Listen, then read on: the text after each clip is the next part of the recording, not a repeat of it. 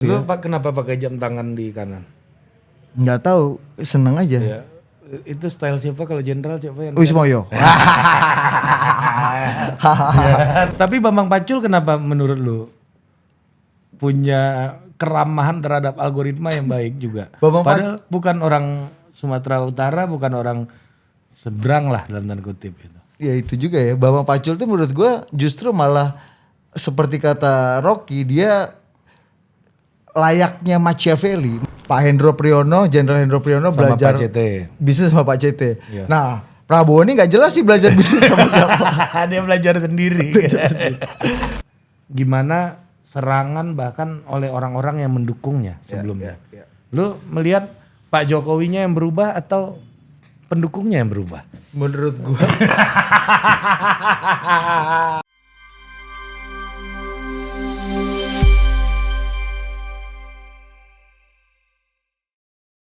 Oke, kembali lagi di The Authority. Ya. Gimana Dinda? Bos. Ya, welcome to the Total Politik. Itu sama aja, Bos. Coba ganti nada lu, enggak mau ganti nada. Gua nonton lu sama Ricky Malau tuh harusnya tuh jadi style baru lu tuh. Kenapa? Santai aja, enggak Santai usah. aja. Ini karena ada lu aja. Jadi pakai mode mode berdua untuk ini. menghormati tamu, Bos. Kita sudah bersama Budi Adiputro. Iya, Pak Ari. Iya, yang ngomong-ngomongin gua lu di tempatnya Cing Abdel gue lihat. Iya. Coach Abdel tuh buat Anda penggemar Authority ya dan penonton Authority. Ya sama aja penonton Totpol juga sini nih udah. Iya, berak lah sama aja. Ini kan sama kayak apa bedanya Senia sama Avanza aja ini, Bro. betul. Tapi mau sebut TV tetangga apa YouTube tetangga gak enak kan ya. Apa beda? Ya. Udah itulah pokoknya sama aja lah produk-produknya ya. Lu gimana ceritanya dulu bisa diundang? Lu mau datang ke Cing Abdel tuh gimana ceritanya? Gara-gara lu kan, lu yang nyuruh gimana sih, ya kan? Ya enggak, tapi kan lu kan males lu.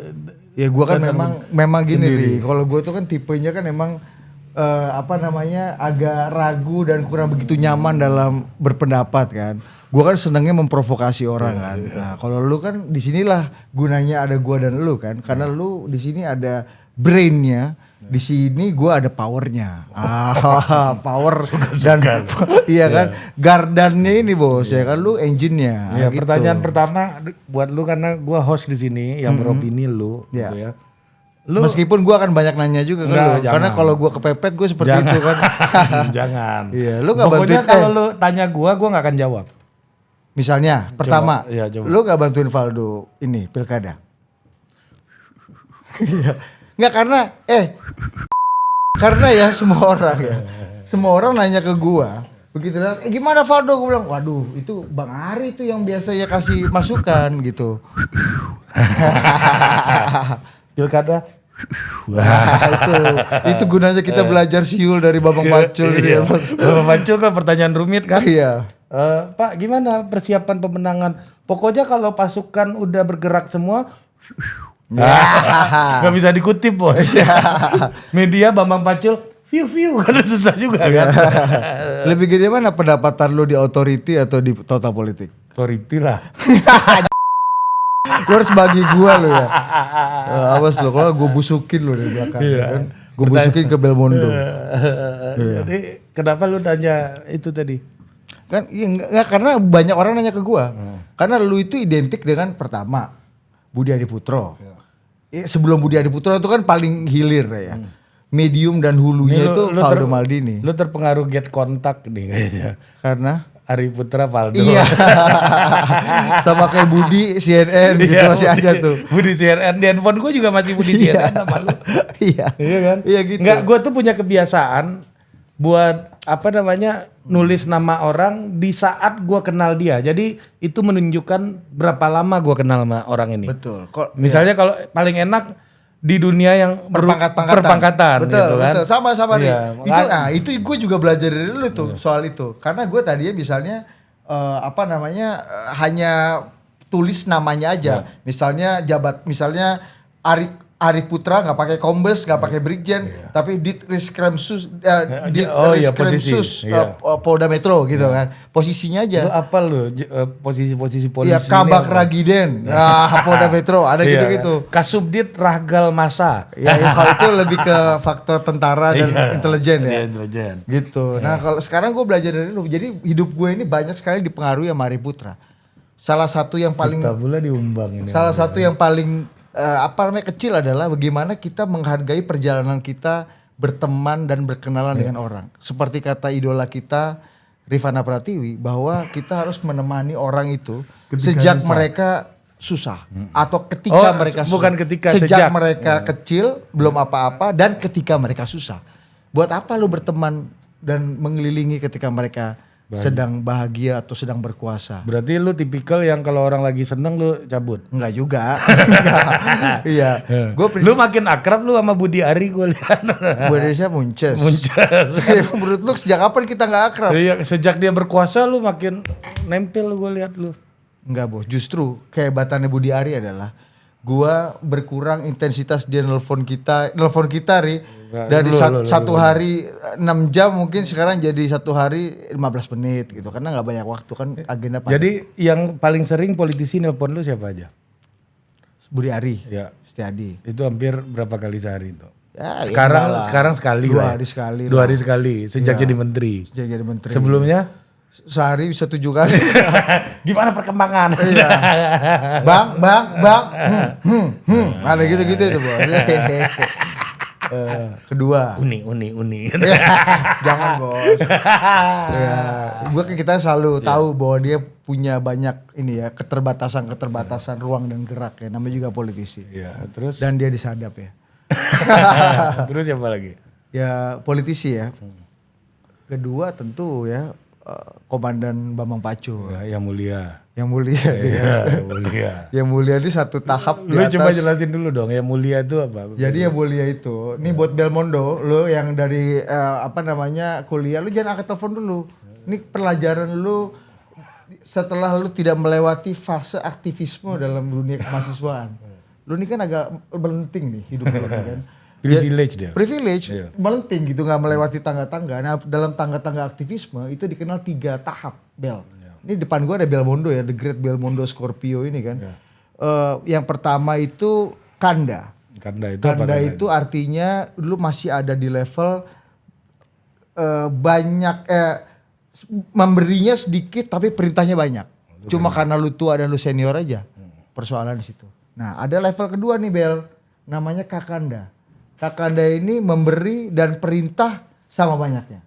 Nah, ini level Ari Putra nih menurut gua di sini nih. Iya, karena banyak yang merasakan kekakandaan Ari Putra. Hancur. Dan yang ketiga yang paling paten adalah yang mulia. Ngasih terus perintah nggak pernah. Sampai kita minta apa senior kita nih bisa apa nih arahan nah gitu. Nah Bang Pacul ada di situ tuh. Dan banyak orang-orang hebat lainnya kayak gitu ya. Iya. Terus siapa lagi yang sering nelpon lo? Bang Pacul kayaknya siapa lagi ya? Ada satu lagi. Siapa? Kasih kode. Prasetyo Edi belakangan. Ya, Prasetyo setelah pensiun ini agak lebih sering dia nelfon gua. Nyoh, gimana ente? Tapi gini Dit, lu yang membedakan lu, maksud gue salah satu lu merasa nggak sih salah satu diferensiasi? Zulfan Lindan juga Zulfan sering Lindan. nelfon. Zulfan Lindan sering Oh itu nelfon. paling sering gitu. Iya itu sama tuh seringnya dengan Bambang Pacul dan Budi Ari. Iya kan, apalagi Kan dia masih hitungan politisi dong. Iya kalau apalagi dia ke Ragunan pagi ini kan. Iya gue nemenin lagi lu kan. Gue nyerah dulu Nemenin gua. kan. Tapi pertanyaan gue gini, apa yang menurut lu ya salah satu diferensiasi lu dengan banyak jurnalis yang gue perhatikan adalah pada akhirnya lu berteman sama orang-orang ini gitu. Ya. Pada akhirnya lu punya hubungan yang personal. Ya banyak kan jurnalis untuk punya hubungan personal itu kan tahapannya panjang. Tapi lu satu dari sedikit orang yang bisa mencapai hubungan-hubungan personal itu dalam waktu yang relatif tidak panjang gitu. Menurut lu itu baik gak sih bagi seorang jurnalis untuk punya hubungan personal kan jadi nggak berjarak dengan orang-orang yang berada di politik yang harusnya lu kan tetap menjaga objektivitas lu. Ya, ya. Kalau buat gua sendiri Ri, ya, berteman dengan narasumber itu. Tunggu dulu, gua kasih konteks dulu. Budi itu dari sejak di CNN itu bikin namanya Coffee Bean Forum. Jadi habis talk show dia kumpulin narsumnya di Coffee Bean. Habis itu di situ tuh keluar tuh sumpah serapah semuanya tuh. Rahasia-rahasia aib-aib orang tuh. Iya. Ngeri ya. Iya kan? Iya kan? Aib semua isinya tuh Coffee Bean Forum itu. Iya. Iya Bahkan sampai ada yang pernah kita hanya berhenti ketika azan subuh itu berkumandang kan.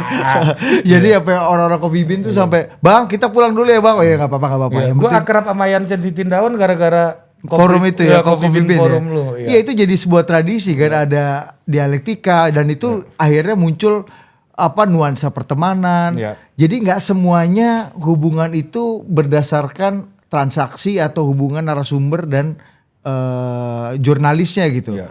Jadi banyak juga akhirnya kita berjalan dalam konteks hubungan pertemanan yang lebih panjang gitu. Karena mungkin menurut gue mengawali dari tradisi aktivisme kali ya. Kita mungkin punya akarnya agak-agak mirip ya. Orang-orang senior-senior seperti ya di Cokro lah, let's say misalnya Mas Kiai Sahal, ada Mak Nong misalnya, ada Bang Celi. Ini Freedom Alumni semua. Freedom Alumni ya, gitu-gitu ya. Itu kan gue mengawali dari gue masih mahasiswa. Kemudian Budi ini gua foundernya magang. Akademi Merdeka dulu. Betul. Itu bikinan Freedom Institute. Betul, pengen menjadi inilah aliansi mahasiswa pro liberal ya seperti itu ya. Neolib. Neolib ya. Cuma memang gagal karena kalau yang menang tetap kiri ya secara hati ya. Gitu. Modal pun karena kalau nggak ditunjang modal pun yang kanan ini agak, yang liberal ini juga kurang bisa maju gitu. Ya gitu nih, menurut gua ada dilemanya tersendiri sih. Lu dekat sama narasumber dan itu justru banyak menyulitkan lu ketika lu harus beropini atau bersuara dengan cukup keras terkait dengan apa yang dia putuskan kebijakan, baik orang yang didukung, presiden yang didukung, partai yang dia ampu gitu-gitu. Jadi memang konfliktualnya sering ada di situ. Tapi alhamdulillah Ri, karena kita bangun tradisi bukan cuma berteman gua gitu misalnya ya. Ya gue yakin gua kan penanya aja sih. Gue yakin tradisi kita lanjutkan di Total Politik sebenarnya. Ini kan sebenarnya Total Politik itu kan Coffee Bean Forum at large kan. Iya, sama kayak gua menganggap Total Politik itu Cak Tarno Institute at large. At large iya benar. Jadi sama nih kita melanjutkan aja gitu. Jadi pertemanannya membuat kita ya sebenarnya di titik-titik tertentu memang sulit, tapi kita selama ini Ria, kalau dari kita evaluasi, narasumber kita, abang-abang kita tuh justru ngerti menurut gua.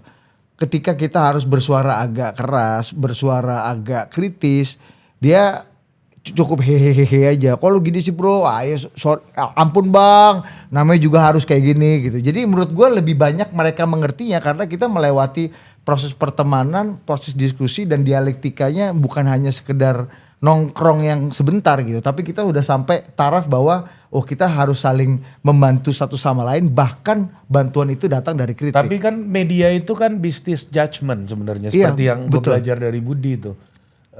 Yang paling sulit bagi seorang yang menjalankan media adalah membuat judgment. Betul.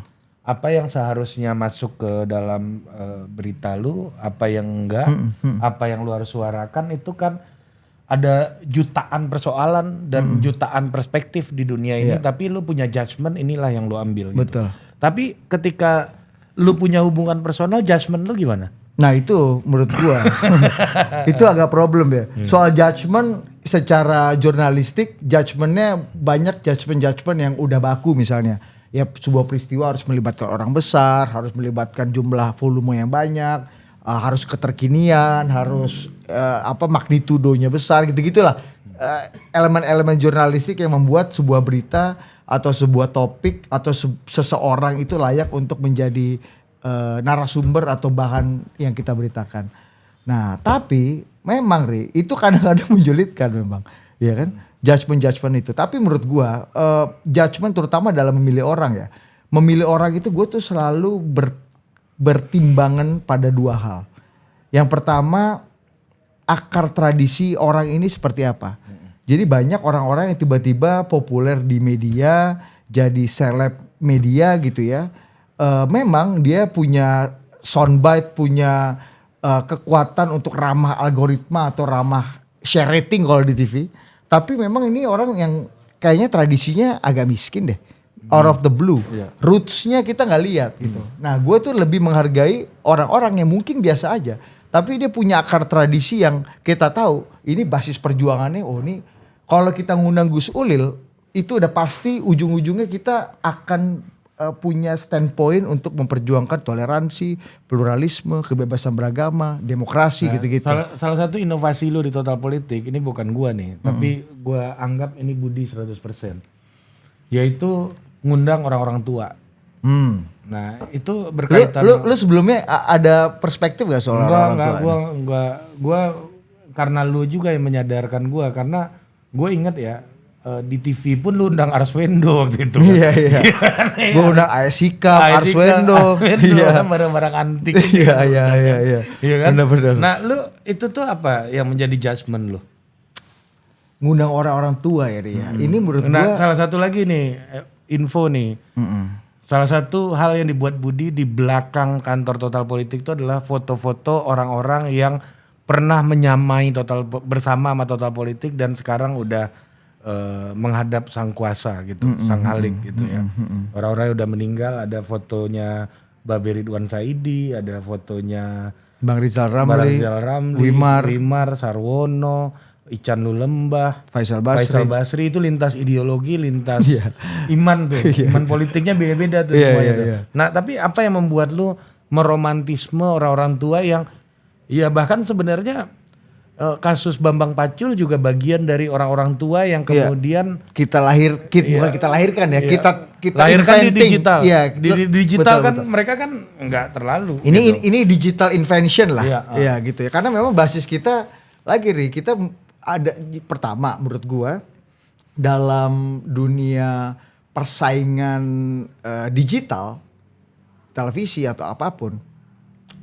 Menurut gua diferensiasi itu penting. Ya kan, kalau bahasa komandan gimana komandan Pacul? Be different, especially you small. Oh iya, harus ada diferensiasi kan. Diferensiasi lo apa sih? Di antara belantara konten-konten digital gitu. Ya dan yang kedua, gue tuh kenapa gue orangnya agak lebih sentimental dan melankolik gitu ya terkait dengan senior-senior. Karena gue hidup dalam tradisi organisasi yang punya mungkin gue jadi agak mengerti nih kenapa Pak Prabowo misalnya di Kementerian Pertahanan dia tuh banyak menempatkan foto-foto para senior-seniornya. Kalau lu lihat ya Instagramnya Pak Prabowo atau konten-kontennya Pak Prabowo itu di kanannya ada Jenderal Maraden Panggabean, depannya ada Jenderal Wismoyo, ada Ahana Sution Corner. Waktu itu gue pernah dengar katanya Bang Andi Wijayanto diundang ke Kementerian Pertahanan untuk menyaksikan Theo Syafi'i Corner gitu. Lu kenapa pakai jam tangan di kanan? Nggak tahu, seneng aja. Ya, itu style siapa kalau jenderal siapa yang? Wismoyo. Budi hafal nama-nama jenderal. Ya, itu aja kelebihan gue. Nggak, menurut gue Ri, yang berikutnya orang-orang tua itu punya pengalaman. Jadi memang gini, di dunia audiovisual sekarang gue temuin ya bahwa di tengah informasi yang begitu deras, begitu banyak source lu dapat, orang terutama termasuk anak-anak muda ya, itu butuh sesuatu yang lebih otentik dan otoritatif. Seberapa legit lo ngomong soal ini, seberapa otoritatif lo bicara soal ini.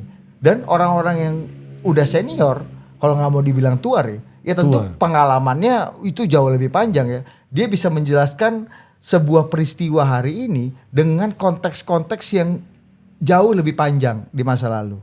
Kayak misalnya gitu, ada yang bilang waktu itu ya sebelum Pilpres ya, ketika Pak Prabowo bertemu dengan Bang Surya Paloh. Wah udah 4 jam tuh, peluk-pelukan saling umbang segala macam. Wah ini batal nih Andis nyalon nih karena Surya Paloh akan bergabung dengan Prabowo. orang-orang yang punya konteks perjalanan mereka di masa lalu enggak juga.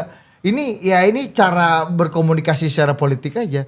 Mereka itu punya dua tradisinya mungkin sama ya, tradisi Golkar dan tradisi lebih dekat dengan ketentaraan karena Pak Surya sendiri juga salah satu foundernya FKPPI gitu ya.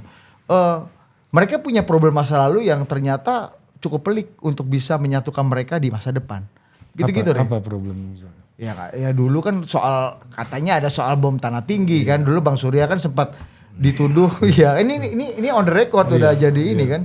Sempat ada problematika soal pada masa Orde Baru, di akhir-akhir Orde Baru yang melibatkan banyak aktivis abang-abang kita, ada Andi Arief, ada Nezar Patria, ada sempat kalau nggak salah dispute salah tangkap atau apa gitulah yang melibatkan Bang Surya dan melibatkan Pak Prabowo dengan jajaran ketentaraannya gitu.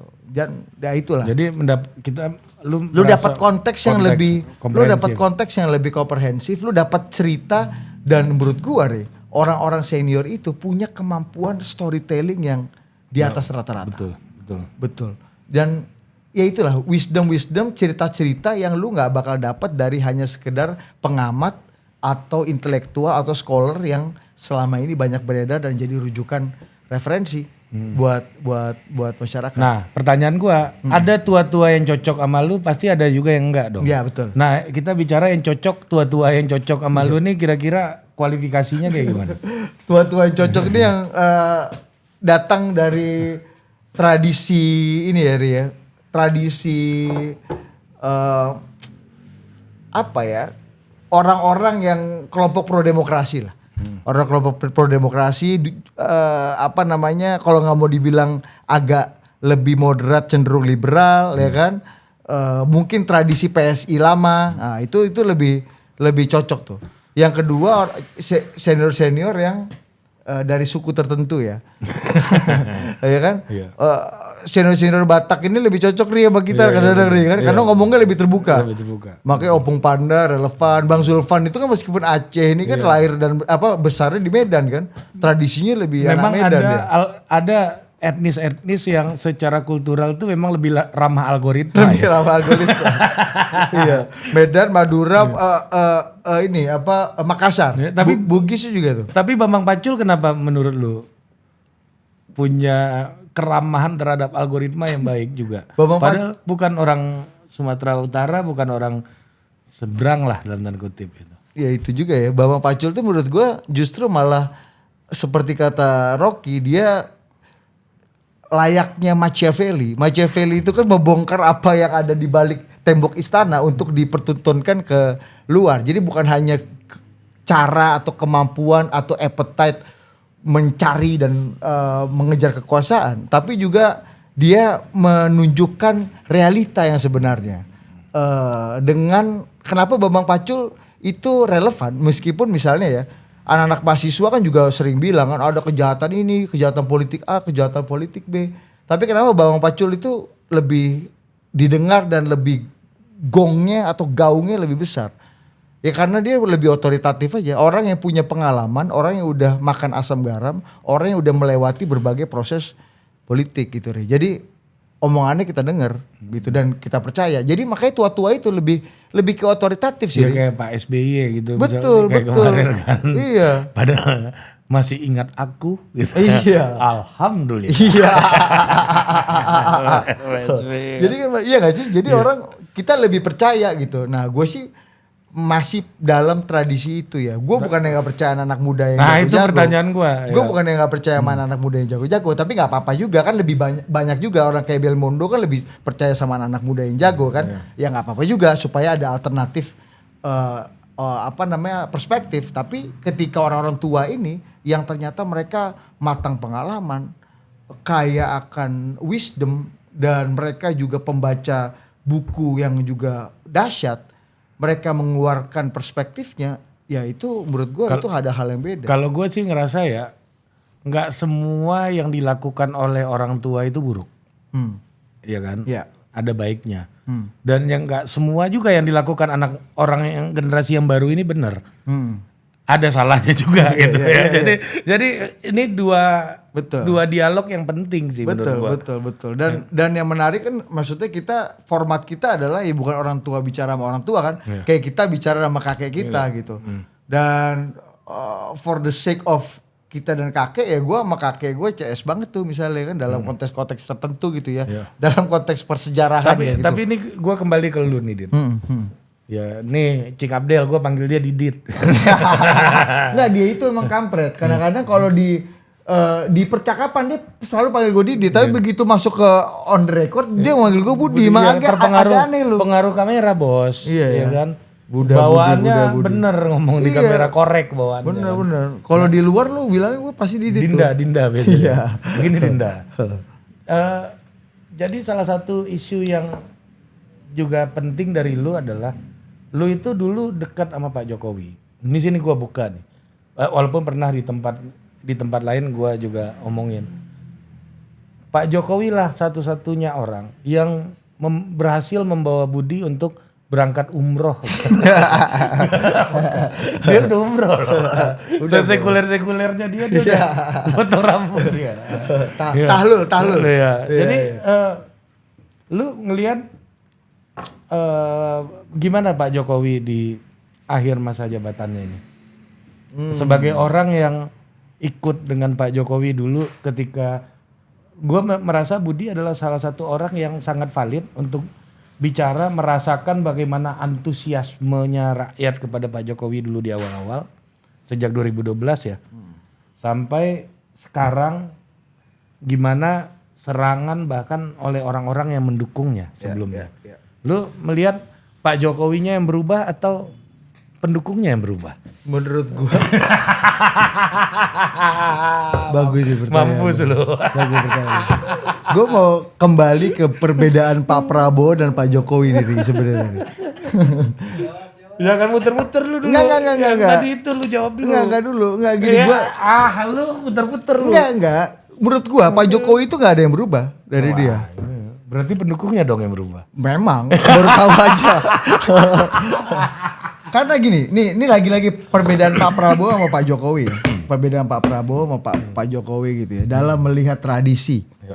Dalam melihat tradisi, senioritas dan kepercayaan, melankolisme dalam melihat senior. Orang-orang yang pernah berjasa sama sebenarnya lu profesionally secara kultur lu lebih dekat sama Pak Prabowo. Pak Prabowo sebenarnya. Iya, karena sebelumnya kan gue nggak pernah tahu juga sebenarnya Pak Prabowo tuh, gue nggak pernah cari tahu karena memang selama ini gue terpengaruh atau hidup dalam pletora cuaca di mana Pak Prabowo dalam kehidupan politik gue dewasa dalam kehidupan politik gue dewasa itu gimana ya? Dalam kehidupan gue di saat dewasa yang sudah melek politik sebagai jurnalis, sebagai aktivisme. Dalam perjalanan profesionalisme lu. Pak Prabowo itu dekat sama kelompok Islam politik, Ari. Iya. Yang membuat gue punya sedikit atau banyak karena alergi. Ini soal preferensi lu. Preferensi gitu. Jadi membuat sebenarnya daya tolaknya ada di situ. Bukan di sifat-sifat lainnya atau tradisi-tradisi lainnya Pak Prabowo gitu. Yang akhirnya setelah dia bergabung sama Pak Jokowi baru muncul gitu kan. Ada yang bilang gitu, waktu itu Pak Luhut pernah cerita kayak sama kita, Ri. Dia mau bawa gua. Bawa gua terus. Bawa gua. Sama gua aja. Iya. Enggak salah, ada lu betulan waktu itu. Lu saksi. Iya. Gitu aja ngomongnya. Ada gua, Ari pun mendengarkan pada saat itu. Iya, mereka setelah pensiun kan, mereka tiga jenderal ini mereka katanya bisnis bareng gitu ya. Dan kayaknya kurang berhasil bisnisnya karena satu dan lain hal. Disitulah sejak itulah Pak Luhut katanya belajar bisnis sama Pak Abu Rizal Bakri. Pak Hendro Priyono, Jenderal Hendro Priyono sama belajar Pak CT. Bisnis sama Pak CT. Nah, Prabowo ini nggak jelas sih belajar bisnis sama siapa. Dia belajar sendiri. Tapi ada satu hal nih yang ternyata ada sebuah fakta bahwa Pak Prabowo itu banyak menempatkan orang-orang yang membersamai dia, yang membantu dia, yang loyal kepada dia, itu tidak hanya diopeni dengan dikasih kerjaan, diberikan tempat di organisasi, tapi juga diminta untuk merunning bisnis gitu. Yang walaupun kompetensi belum tentu. Belum tentu. Ini tentara-tentara nih, Iya. kan ada yang berhasil, ada juga yang pasti fail kan. Iya. Nah, Cash flow, cash co aja. cash go dan cash out ya Iya. kan dia kan, karena untuk ngopeni itu ya memang kan kalau dalam tradisi ya kan Pak Prabowo tugasnya begitu, Pak Hashim yang membuat bisnisnya menjadi lebih rasional dan lebih apa namanya lebih ini ya lebih compact dan comply lah. Seperti halnya Pak Dasko yang membuat politiknya Pak Prabowo lebih rasional, compact dan Oh comply iya. juga. Dan daily ya kan. Daily, kan. Kayak gitu Ri. Jadi maksud gua kembali lagi ya. Nah, terus Pak Prabowo itu kalau gua lihat gimana dia merawat dan ngopeni orang-orang di sekitarnya. Dan sampai sekarang dia itu tetap setia bersama orang-orang yang memilih untuk bersama dia gitu. Dan itu udah terbukti ya gimana orang-orang itu akhirnya diberikan tempat yang baik gitu di jelang pemerintahan berikutnya dan Kayak teman di kita, tempat yang baik. Angga Angga misalnya. Raka Prabowo. Angga itu dari tahun berapa dia? Mas Sudaryono, Angga itu dari tahun 2011 2009 dia. iya. Sejak dia masih mahasiswa anak Jayabaya dia tuh. Iya kan? Sekarang wamen. Iya, bukan Norwich atau di Jepang sekolah tentara atau Tapi kebersamaan yang teruji ya. kebersamaan yang teruji. Artinya beliau itu sangat menjaga apa ya loyalty dan tradisi, corps, spirit of the corps gitu. Dan itu selalu dirawat oleh Pak Prabowo dengan tradisi-tradisi, karena yang paling simbolik Ri, dalam menjaga semangat dan spirit itu ya itu seragam, ada apel-apel ketentaraan yang untuk orang-orang non yang sipil pro demokrasi agak kiri itu agak jauh tuh tradisinya tuh. Tapi Pak Prabowo menjaga dan merawat itu gitu. Nah, kembali lagi ke Pak Jokowi Ri. Pak Jokowi itu kan jadi gini, maksud gue gini. Pak Prabowo itu lebih melankolik gitu Ri. Lebih melankolik, lebih romantik dalam melihat sebuah hubungan timbal balik orang yang udah berjasa buat dia gitu. Termasuk Pak Jokowi, Pak Prabowo ke Pak Jokowi, ke Pak Prabowo dengan para seniornya. Berarti menurut lu Pak Jokowi diadu sama Fufu Fafa, diadu dengan macam-macamnya sama Pak Prabowo nggak mempan dong? Nggak mempan. Menurut gue ya. Ada banyak hal ya yang membuat kalau kita timbang dosa dan mudaratnya, ya jasa Pak Jokowi dalam memberikan kenikmatan dan kehormatan buat Pak Prabowo itu jauh lebih besar dibanding sebaliknya. Iya. At least sampai hari ini ya. Dan jangan-jangan juga Angga Raka kalau dicek zaman dulu juga banyak kata-kata Sama Pak juga Jokowi. bos iya. Fufu Fafa juga. Iya, kalau kan kalau kata Bang Hasan semua orang pernah fufu fafa pada masanya. Iya. Makanya Bang Hasan memilih untuk ini kan tutup Twitter kan. Iya.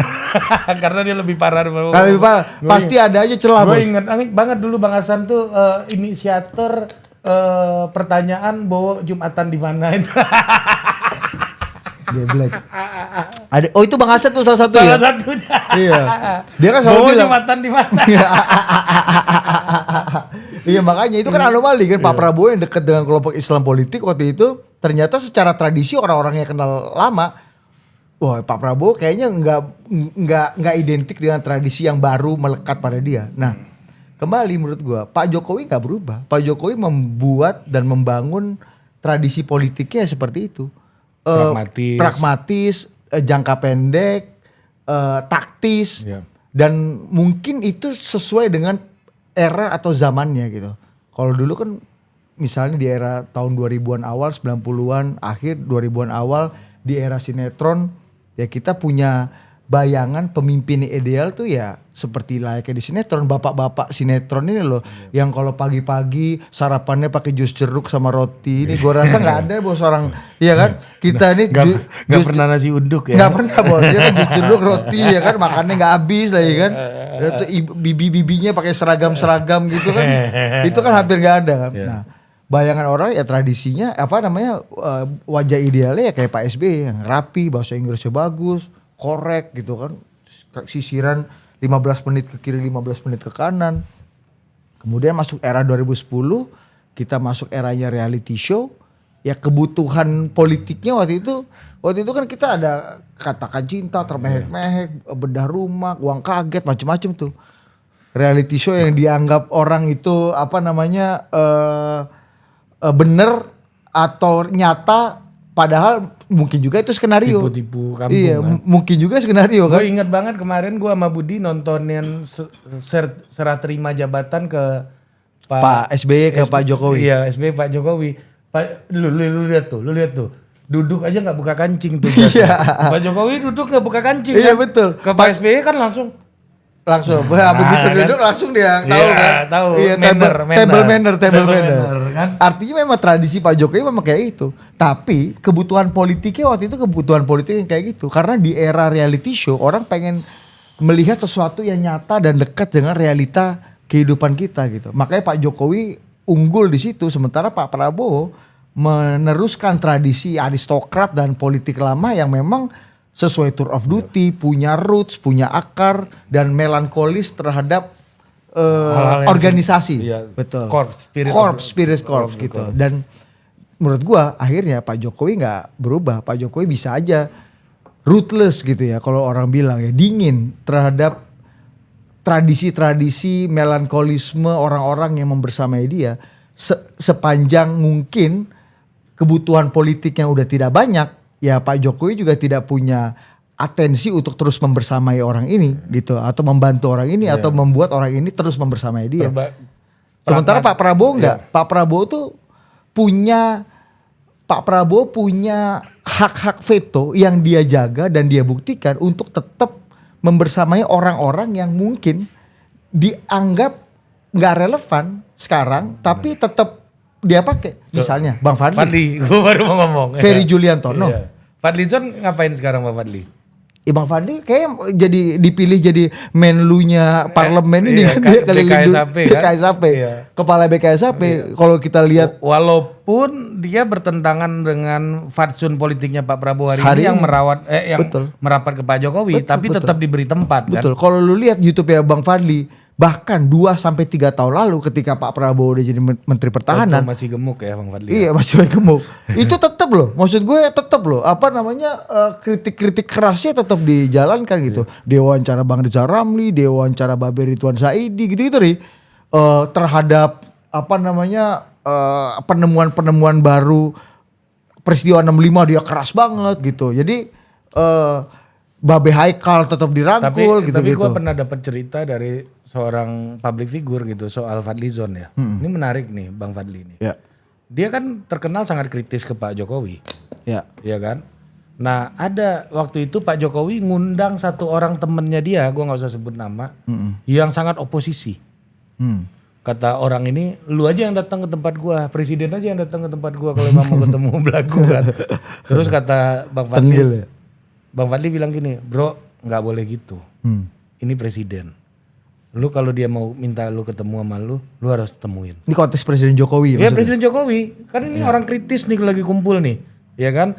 Orang ini orang terkenal diundang, nggak mau dia yang datang ke Pak Jokowi. Pak Jokowi suruh datang. Iya, suruh datang. Kan presidennya mau ketemu gua, katanya. Iya. Ya udah, dia aja yang datang ke tempat gua. Betul.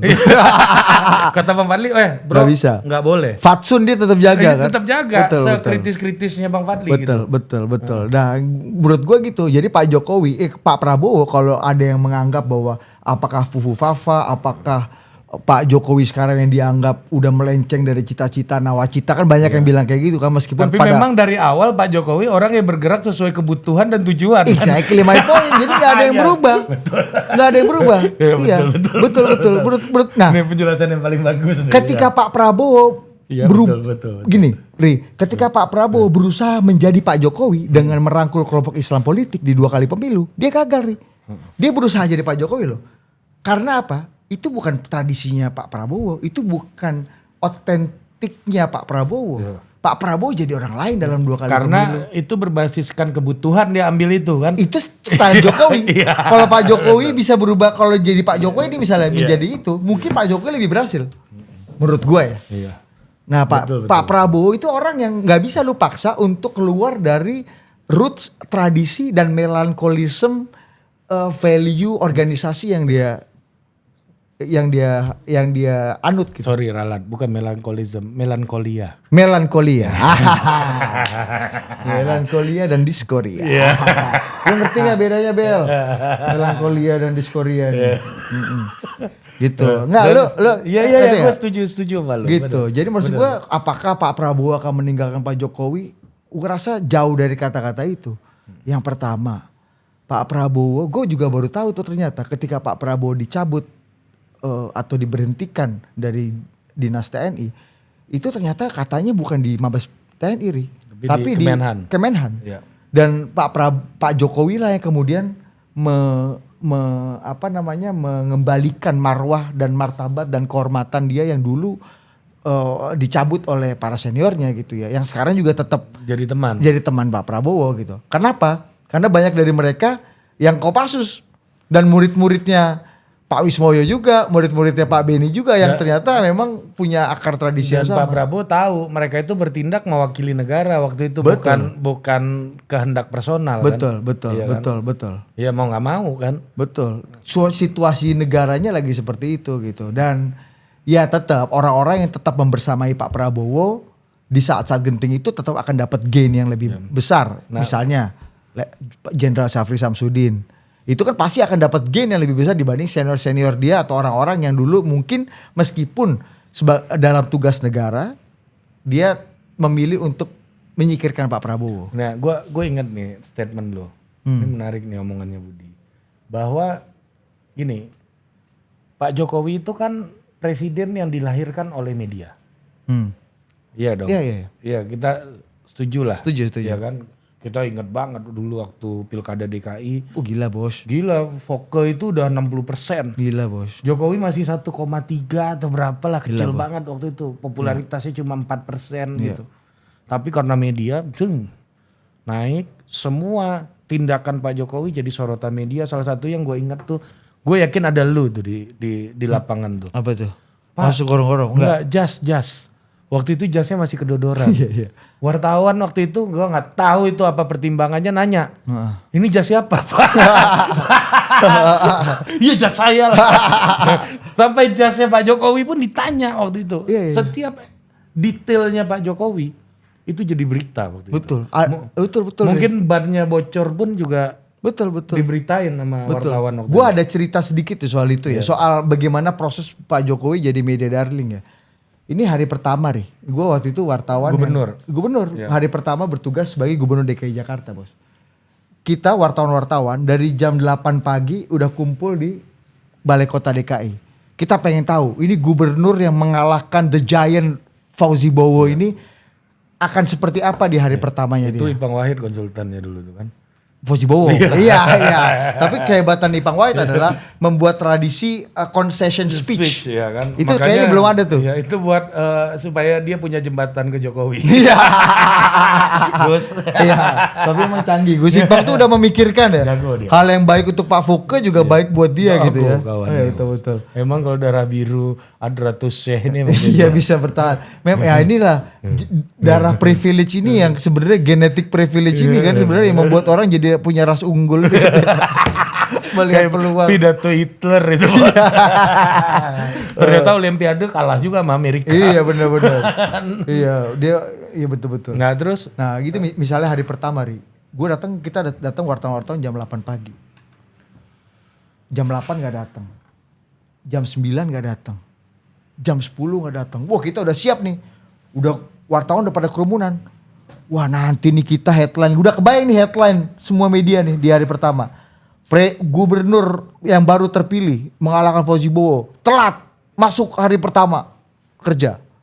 Udah kebayang tuh headline Pak Jokowi datang jam 11 kurang kalau gak salah, setengah 11 lewat. Wah kita udah siap kan, Pak dari mana aja, kita nunggu semua di Balai Kota. Karena gak ada yang kepikiran untuk ada Pak Jokowi kemana gitu sebelum ke Balai Kota. Karena waktu itu playbooknya bukan itu. Playbooknya adalah press conference, masuk kantor, doorstop di kantor, ya kan semua ikut kegiatan dan agenda yang sudah resmi protokoler. Tetapkan oleh protokol dan kita bisa mengakses lewat humas, lewat protokol segala macam. Di situ Pak Jokowi bilang oh saya tadi pagi ke kelurahan A dan ke kecamatan B. Gue lupa ya, kayak kecamatan Cempaka Putih, kelurahan salah satu di Senen apa. Gue lupa pokoknya ada di Jakarta Pusat. Wah, kita kaget. Iya. Kapan Pak? Tadi pagi. Saya keluar jam 7:30 pagi. Saya waktu itu bilang saya keluar 7:30. Harusnya 7:30 itu pelayanan publik udah jalan. Tapi saya ke kelurahan itu, saya lihat, kok belum ada pelayanan. Masyarakat udah ada beberapa yang datang untuk pelayanan KTP segala macam. Tapi petugas kelurahan belum ada yang datang, Ri. Sampai bahkan ada di tengah-tengah kelurahan itu, kalau lu tahu, ada motornya petugas kelurahan yang diinepin di kelurahan, Bos, yang masih diparkir setang tengah di tengah-tengah ruang pelayanan ini, Ri, gitu. Jadi begitu gubernur masuk, itu ada motor di situ. Itu jam 7:30 pagi, yang harusnya pelayanan udah jalan. Udah mulai. Wah, bingung kan? Gak ada orang nih. Ada satu petugas yang udah datang. Pak Jokowi, ini motor siapa? Wah, diberesin lah sama dia. Dia cerita nih storytelling Pak Jokowi ini. Kita melongo aja nih. Diceritain lah storytelling. Nah. Motor dikeluarin. Kamu tahu nggak? Terus saya tanya sama dia, kalau mau bikin KTP caranya gimana? Oh Pak, nanti Bapak masuk ke ruang, tunggu di sini. Terus nanti dipanggil masuk ke ruangan ini. Oke, dia duduk. Terus gimana? Saya dipanggil. Oh dipanggil. Masuk ke ruangan. Pas mau masuk, Ri, ruangannya masih kunci. Nah si orang ini karena saking takut dan tegangnya, dia bawa kunci segebyok ini, yang isinya 20 kunci ini kan, ya gak? Ini kunci ini, dia mungkin berhari-hari tiap hari buka itu pintu. Sampai kunci surga pun ada di Dia situ, ada kan? juga dia. Dia cobain bos satu-satu, Bos. Itu kunci sambil keringet dingin katanya, sambil geter-geter. Pak Jokowi ini cerita. Enggak kebuka. Saking lamanya Pak Jokowi naik, saya naik dulu deh. Lurah mana? Masih peninjauan lapangan. Wah gitu, itu padahal belum datang kan. Bilangnya peninjauan lapangan. Wakil lurah mana? Masih peninjauan lapangan juga Pak. Sekretaris lurah mana? Masih peninjauan lapangan juga Pak. Oh gitu. Sambil dia buka, Ri, nggak bisa. Akhirnya Pak Jokowi naik. Dia naik. Aku sidak dulu ruangan lurah sama wakil lurah. Masih kosong nih semua, Ri. Sekretaris lurah juga masih kosong. Prabotnya ada kan tapi? Hah? Prabot ada. Iya. Masih aman, cuma orangnya nggak ada. Katanya lagi peninjauan lapangan. Begitu turun Pak Jokowi dengan harapan, aku berpikir begitu aku turun ini pintu udah kebuka. Ternyata saking tegaknya itu pintu gak kebuka. Akhirnya dibantu sama ajudan gubernur, akhirnya kebuka lah. Dah segala macam. Dia pergi ke kecamatan berikutnya juga kayak gitu. Pelayanan publik belum sepenuhnya berjalan karena beberapa petugas yang belum standby.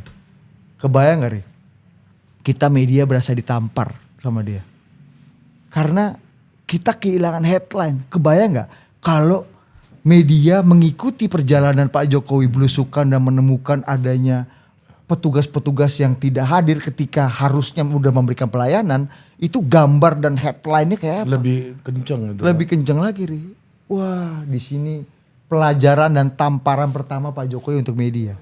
Bahwa kalau lu selama ini mencari berita, I create the news that you need, that you itu yang kamu butuh. Pak Jokowi itu destruksinya adalah, inovasinya adalah, berarti menurut cerita lu ini ya, memindahkan sumber berita dari kehumasan jadi ke dirinya. Jadi dia membuat quote unquote, bahasa kita sering kita pakai, sirkus. Iya. Dan dia tahu betul media punya kebutuhan akan sirkus demi sirkus. Dan waktu itu tradisinya, Ri, itu lagi zaman pejabat-pejabat mulai sirkus. Satu, Dahlan Iskan. Iya, di jalan tol. Di jalan tol. Macet di Semanggi, dia buka. Di Semanggi dia suruh lewat. Yang lainnya pada pakai safari dan jas, Pak Dahlan pakai baju dilinting, pakai sneakers. Ikut rapat kabinet. Bu Risma, waktu itu udah kalau nggak salah ya? Udah Wali kota kan? Taman! Iya kan? Iya. Dari dulu saya bangun taman ini. Ada gitu. Bubar. Siapa aja kamu sih? Nah, gitu.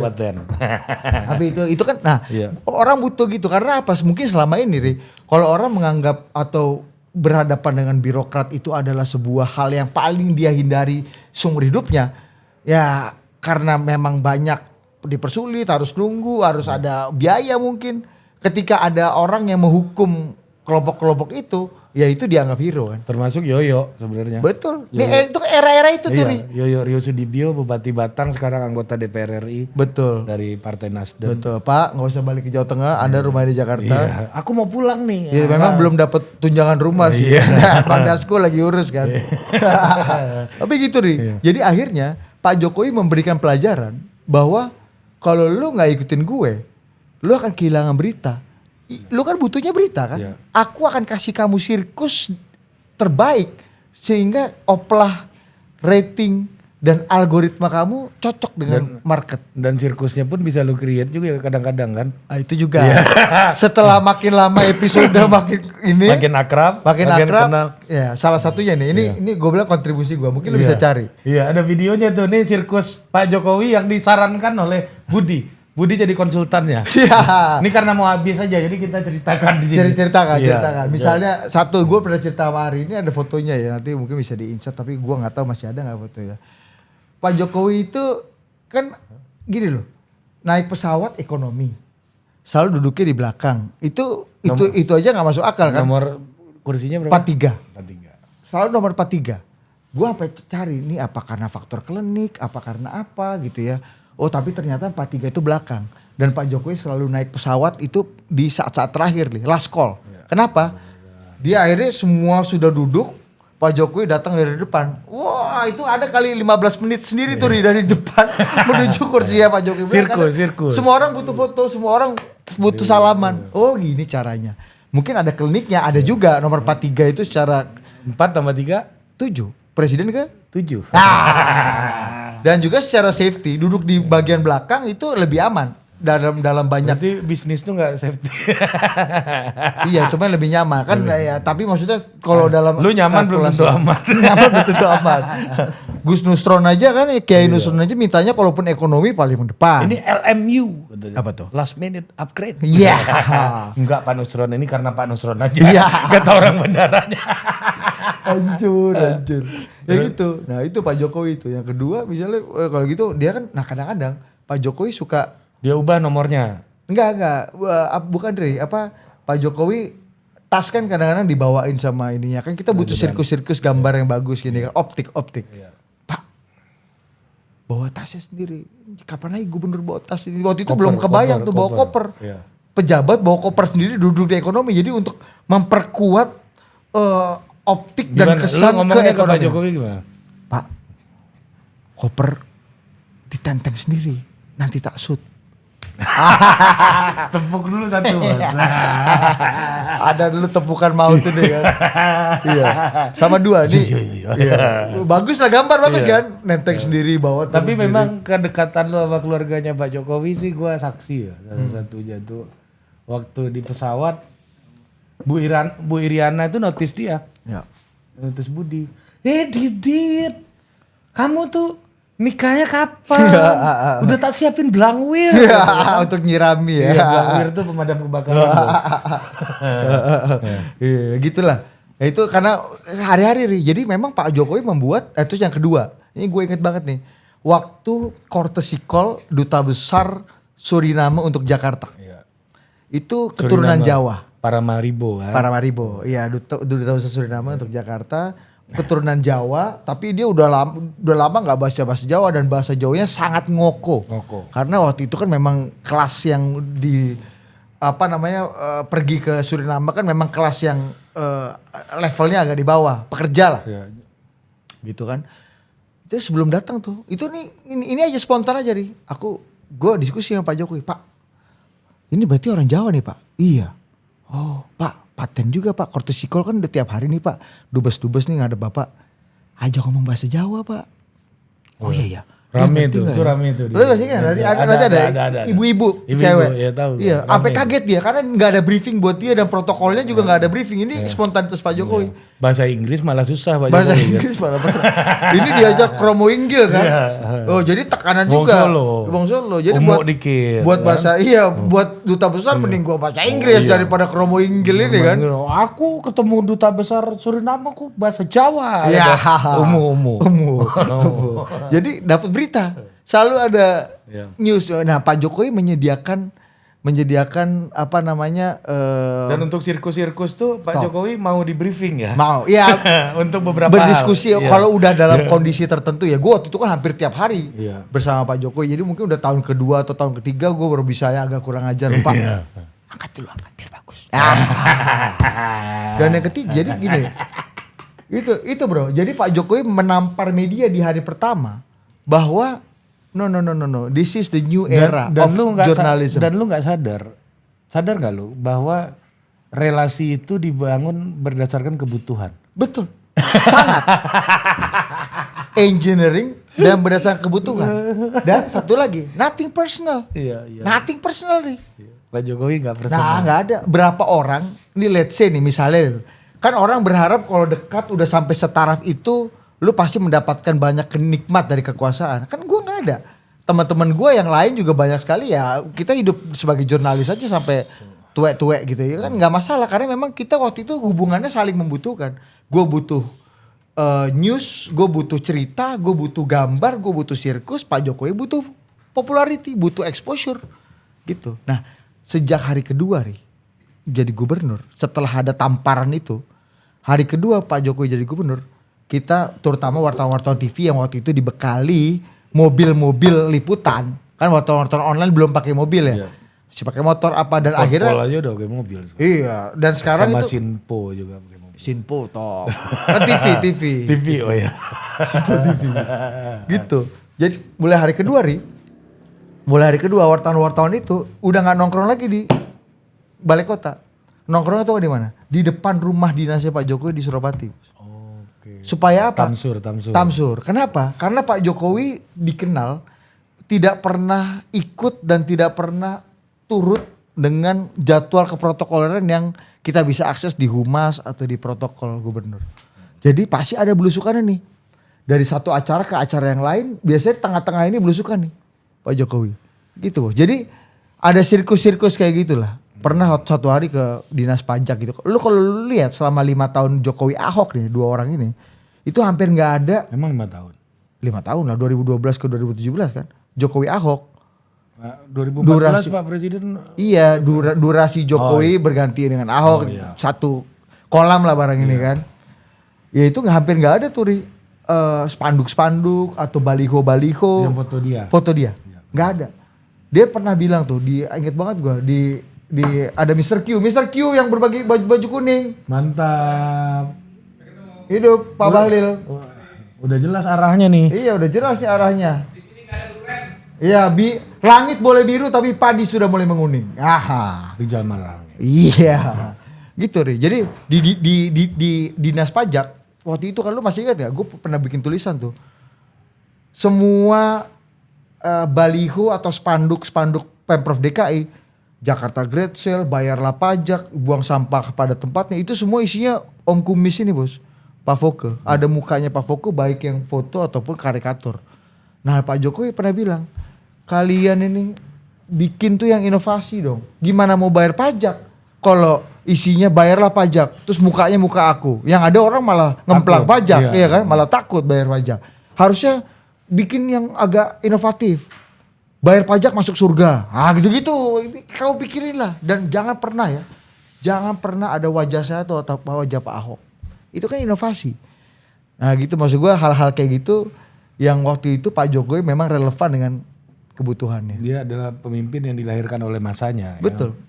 Ya. Pak SBY juga begitu. Dan hari ini melankolia menurut lo? Menurut gue hari ini seperti itu. Orang lebih seneng orang yang punya otoritatif. Orang yang punya tradisi, orang yang punya roots.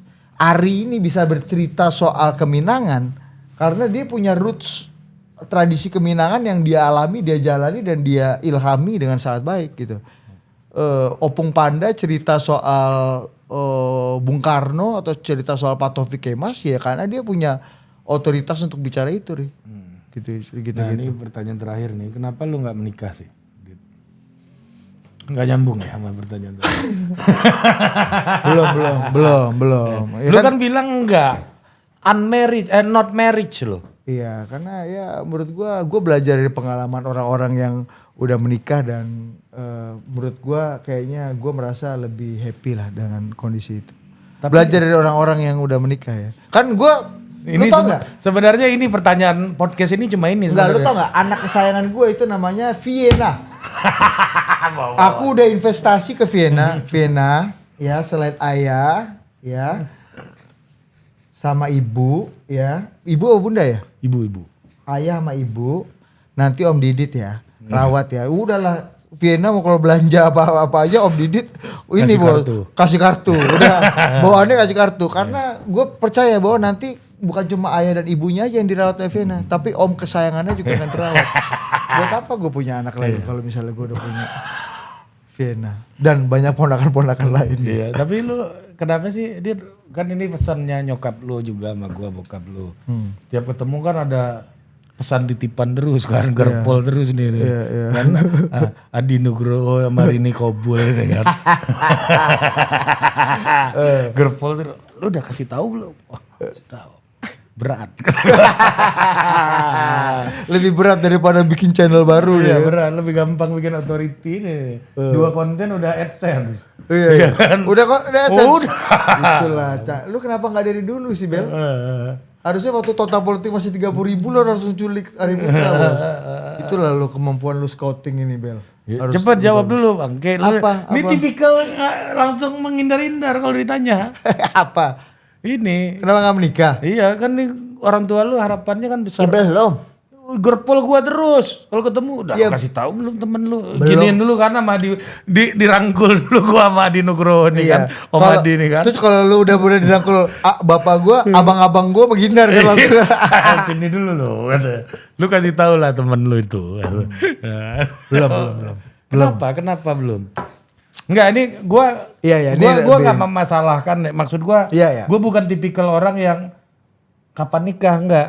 Iya kan? Enggak, gua nggak ada urusan. Tapi ini kan menarik aja. Gua merasa bahwa pertama untuk tahu dari lu karena Gua karena gua kalau belum berdampak kepada kehidupan gua nggak akan tanya dia. gini Ini karena gini Ar.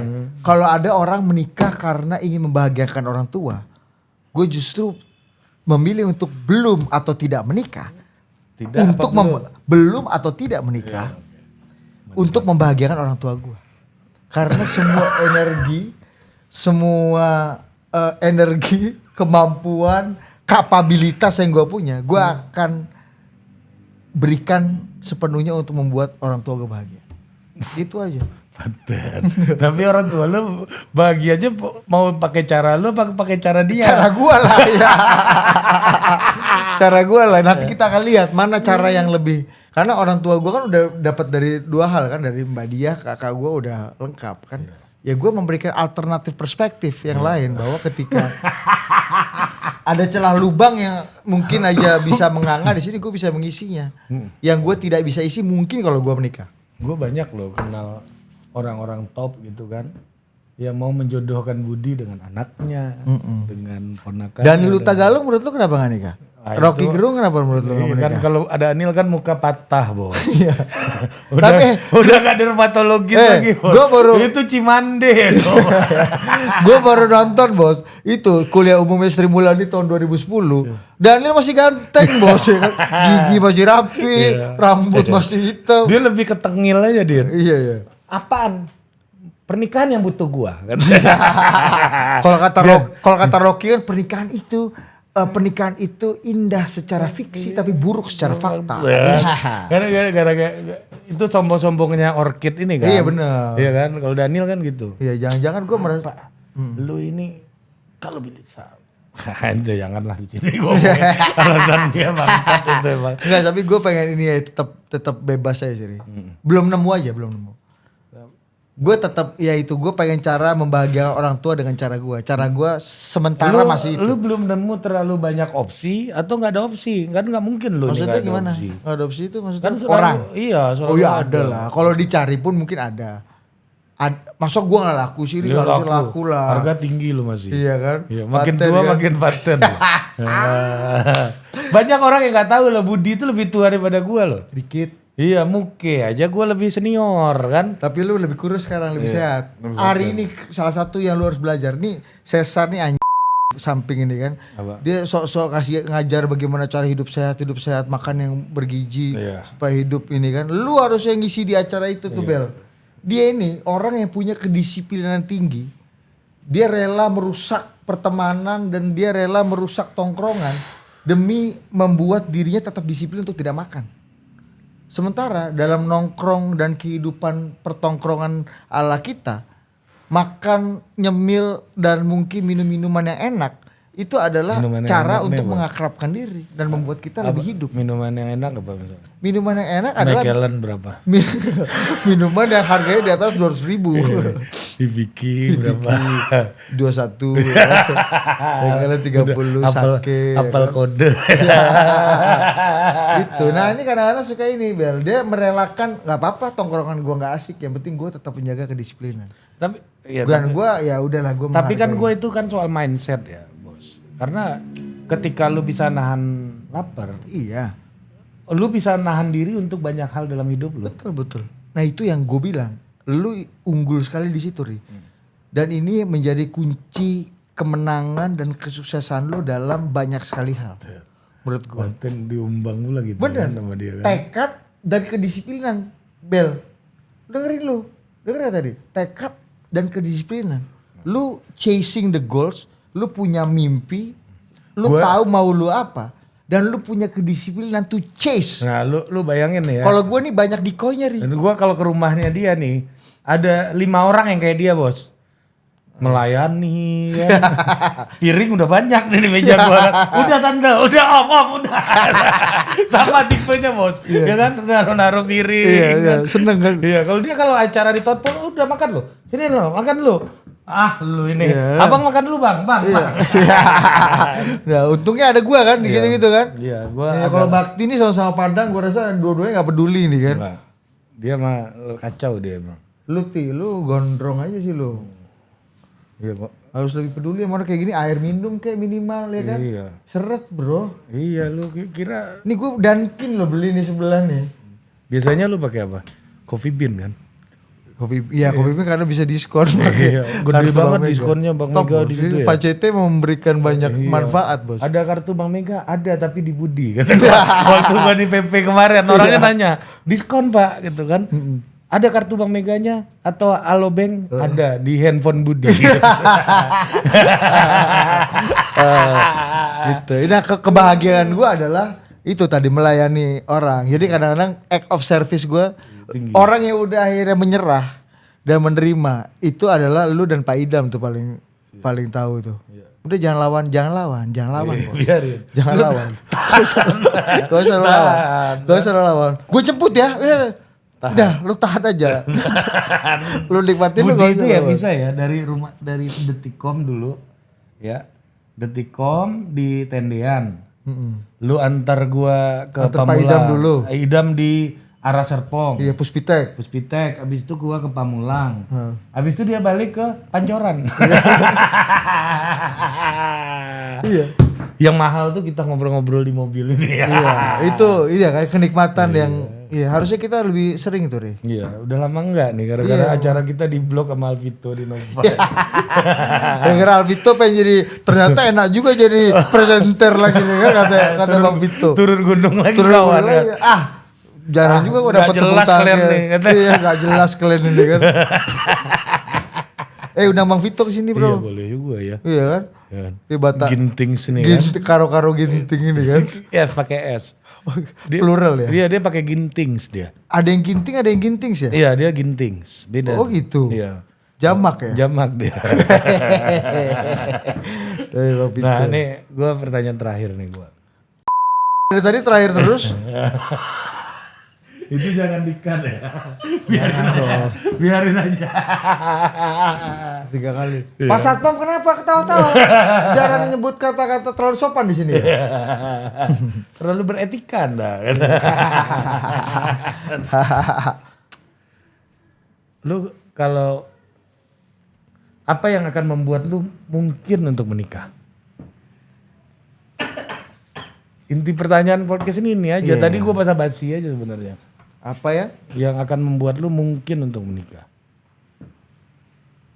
Karena banyak yang nanyain gua, besok-besok kalau ada Nggak, yang nanya gua tinggal kasih link ini aja nih. Sudah pasti pertama aspirasi. Kasih dulu dekat.